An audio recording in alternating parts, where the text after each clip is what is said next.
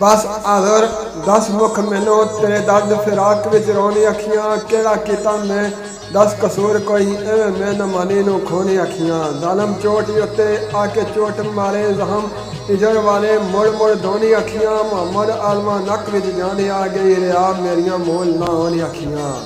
तुद पिछे मैं तां खुआर होया जदों वेखिया होइयां फिदा अखियां पहले हबर सी हाल खराबी हो सी मगर होने दे परवाह अखियां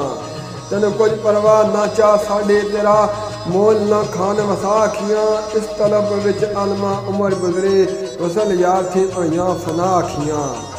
साबत है कोल करार मेरा तेरे गम थी होइयां गम खुआर अखियां सुख दे के दुख खरीद बैठा तेरे इश्क थी होइयां लाचारी अखियां ला ला नाम तेरा एहो विरद मेरा पाया नफा अज होइयां दगारी अखियां मोहम्मद आलमा यार वेख सूरत लत्तां चखियां तेज तलवार दियां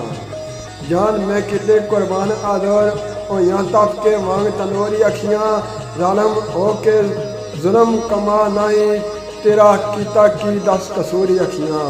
रोज़े अशर दे आदर इदालती अंदर रखन गुरस ध्यान जरूर अखियां कीता जबा मोहम्मदा नैन काले काले जुल्फ थी होइयां मजबूरी अखियां उक्तसानी